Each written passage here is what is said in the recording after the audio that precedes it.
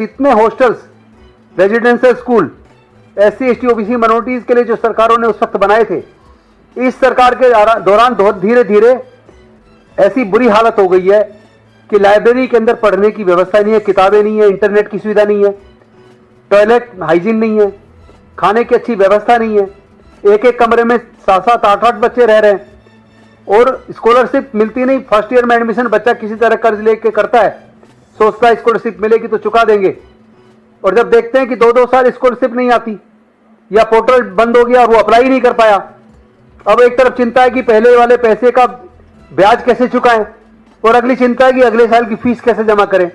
इस वजह से बहुत सारे बच्चे सुसाइड तक कर रहे हैं। और ऊपर से हम देख रहे हैं कि वाइवा में बच्चों को फेल किया जाता है केवल इसलिए क्योंकि वो schedule caste, schedule tribe, OBC minority से जुड़ा है। आपने देखा होगा गुजरात के अंदर अभी पीछे परीक्षा हुई, गुजरात पब्लिक सर्विस कमीशन ने रिटन टेस्ट लिया, फिर इंटरव्यू लिया, तो SC और OBC के बच्चों के जनरल के बच्चों से भी ज्यादा रिटर्न में नंबर है, लेकिन इंटरव्यू में उन्हें 20 नंबर से 35 नंबर के बीच 100 में से दिए गए। लेकिन जो जनरल कैटेगरी के बच्चे जिनके रिटर्न में नंबर कम थे, उनको इंटरव्यू में 100 में से 80 से 90 नंबर के बीच नंबर दिए, यानी 50-60 नंबर एकदम से SC ST बच्चों के, OBC बच्चों के इंटरव्यू में कम कर दिए जाते हैं। तो वो फिर पब्लिक सर्विस कमीशन इतना पक्षपात कर रहा है। मुझे याद आता है, मैंने भी एक बार चिट्ठी UPSC के चेयरमैन को लिखी थी और मैंने उनसे कहा था कि आप SC ST बच्चों का इंटरव्यू अलग क्यों कराते हैं। जो बच्चे SC ST के UPSC में सिविल सर्विसेज के एग्जाम में रिटर्न में बहुत अच्छे नंबर लेके आते हैं, हम देख रहे हैं कि उनको इंटरव्यू में किसी को 120 नंबर, 130 नंबर दे रहे हैं, और जो उनसे भी कम नंबर लाने वाले हैं जनरल कैटेगरी के बच्चे, उनको आप 220, 225, 200, 210 नंबर दे रहे हैं। एकदम से 100 नंबर फालतू उनको इंटरव्यू में नंबर मिल जाते हैं। इतना बड़ा गैप आ जाता है। जो बच्चा सिविल सर्विसेज में सीधा IAS में आना चाहिए, वो एकदम से गैप इतना हो जाता है कि वो IRS तक चला जाता है, कई बार अलाइड सर्विस में चला जाता है।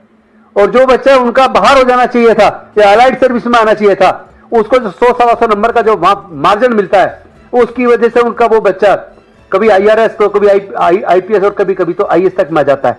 तो इस तरह का जो पक्षपात है, इसके खिलाफ हमें लड़ाई लड़नी है। उसमें चाहे स्कॉलरशिप से संबंधित मुद्दा हो, चाहे जो SC ST OBC के लिए जो रेजिडेंशियल स्कूल से जुड़ा मुद्दा हो, चाहे उनके जो उनकी जो फीस इतनी महंगी करके शिक्षा छीनी जा रही है उसका मुद्दा हो, चाहे वो प्रोफेशनल कोर्सेज में वाइवा में नंबर कम देके रोक के उसको मेन परीक्षा में बैठने से रोकने का मुद्दा हो। जैसे आपको याद होगा, मैं आपको याद दिलाना चाहता हूं, सफदरजंग मेडिकल कॉलेज के अंदर एक समय 25 बच्चे फेल कर दिए शेड्यूल कास्ट के। वो मुद्दा बना, संसद में भी आवाज उठी और लोग कुछ कोर्ट गए, कोर्ट ने उनकी कॉपियों को बाहर की यूनिवर्सिटी में जांच कराई। आपको जानकर ताज्जुब होगा, वो 25 के 25 बच्चे पास हो गए। ये इतिहास है हमारा। इस तरह हमारे बच्चों के हक और अधिकार का हनन होता है। इस तरह हमारे बच्चों को जानबूझकर एग्जाम्स के अंदर फेल किया जाता है। इस तरह की नफरत आखिर कब तक? ऐसे भारत, प्रबुद्ध भारत कब बनेगा?